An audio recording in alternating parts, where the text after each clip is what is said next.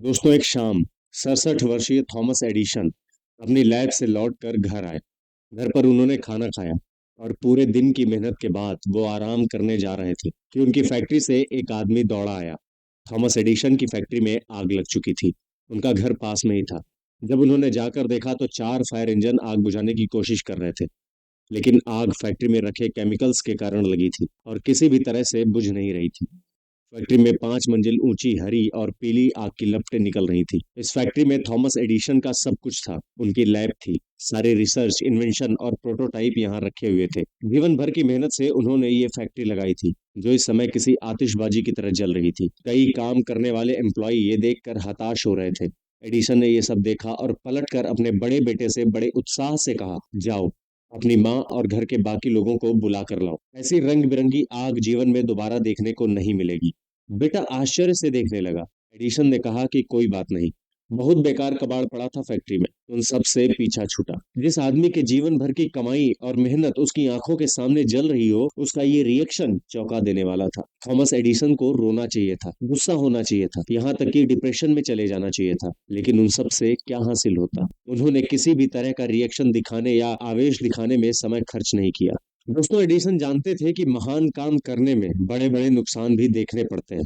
हम जो भी काम करते हैं उसका अच्छा बुरा, फायदा नुकसान, कठिनाई, कंपटीशन, हमें सब पसंद होना चाहिए। अगले दिन एडिसन ने न्यूज रिपोर्टर से कहा, मैं अभी 67 साल का हूँ और कल से अपना करियर दोबारा शुरू करूंगा। उन्होंने ये भी कहा कि रात भर से आग से निपटने और घटना स्थल को संभालते संभालते मैं थक गया हूँ, लेकिन कोई बात नहीं, मेरे साथ ऐसी छोटी बड़ी घटनाएं हो चुकी हैं, मैं इनसे विचलित नहीं होता। और एडिसन साहब अपनी बात पर टिके रहे। जिस रात आग लगी थी उसी रात 250 वर्कर लापता थे, लेकिन एक दिन बाद जब फैक्ट्री का सायरन बजा तो पूरे 7,000 वर्कर्स आए और उन्होंने फैक्ट्री बनाने का काम शुरू कर दिया। एडिसन ने हेनरी फोर्ड से बड़ा लोन लिया। अगले 3 हफ्तों में आधी फैक्ट्री शुरू हो गई और अगले 1 महीने में वर्कर्स 2 शिफ्टों में काम करने लगे। इस घटना के बाद जैसे एडिशन साहब के अंदर एक नया जोश आ गया हो, उन्होंने कई प्रोडक्ट्स बनाने शुरू किए और उस साल एडिशन और उनके इन्वेस्टर्स ने 5 गुना ज्यादा व्यापार किया। दोस्तों, सबसे बड़ी दिक्कत जो हम लोगों को सेटबैक फेस करने में आती है, बाधा और फेलियर से निपटने में आती है, वो है एक्सपेक्टेशंस। हमारे अंदर एक बिलीफ सिस्टम बैठा हुआ है कि हमको जरा से भी तकलीफ नहीं होनी चाहिए, हमारे साथ हमेशा अच्छा ही अच्छा होना चाहिए। इसीलिए जब कठिनाइयां और मुश्किलों का दौर आता है, ये बिलीफ सिस्टम सक्रिय हो जाता है और मन में सवाल पैदा करने लगता है कि मेरे साथ ही ऐसा क्यों हुआ, मेरी क्या गलती थी, मेरी ऐसी किस्मत क्यों है। दोस्तों, अगर इस समय हम इन एक्सपेक्टेशंस को छोड़ दें कि हमारे साथ हमेशा सब कुछ अच्छा होना चाहिए और जो हो गया है उसे एक्सेप्ट कर ले, हमारा रिएक्शन सकारात्मक हो जाएगा और हम खुद से सही सवाल पूछने लगते हैं कि चलो यहाँ से अब और क्या किया जा सकता है, कैसे किया जा सकता है। स्टोइक्स कहते हैं कि जो भी हो रहा है उससे भागो मत, उसे अवॉइड मत करो, उसे टॉलरेट या सहन भी मत करो, बल्कि उसे प्रेम और उत्साह से स्वीकार करो। दोस्तों, स्वीकार करने का मतलब क्या है?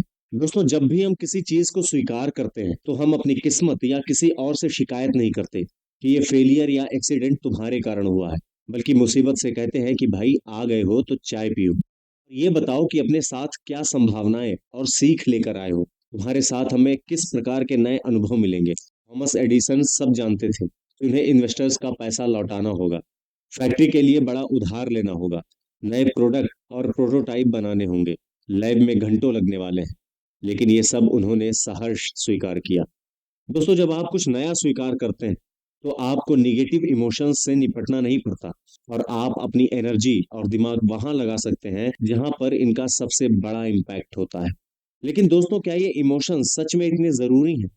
बिल्कुल। दोस्तों, न्यूरो साइंटिस्ट भी कहते हैं कि जैसे हमारे इमोशंस होते हैं, वैसे ही हम फीलिंग महसूस करते हैं, वैसे ही सोचते हैं और वैसे ही एक्शन लेते हैं और आखिर में वैसे ही रिजल्ट्स हमें मिलते हैं। हम सब सेल्फ मास्टरी के सफर पर हैं और कुछ ना कुछ बाधाएं, रुकावटें तो आती ही रहती हैं और आती ही रहेंगी। हम अपने छोटे बड़े फेलियर को देखकर या तो परेशान या तो फ्रस्ट्रेट हो सकते हैं, या फिर उसे एक पजल या एक्सपेरिमेंट की तरह सुलझा सकते हैं। इसे पजल की तरह सुलझाने का पहला कदम है कि हमें सबसे पहले मुस्कुराकर इसे गले लगाना पड़ेगा, तभी हमारे इमोशंस, फीलिंग, थॉट और एक्शन एक लाइन में आ जाएंगे।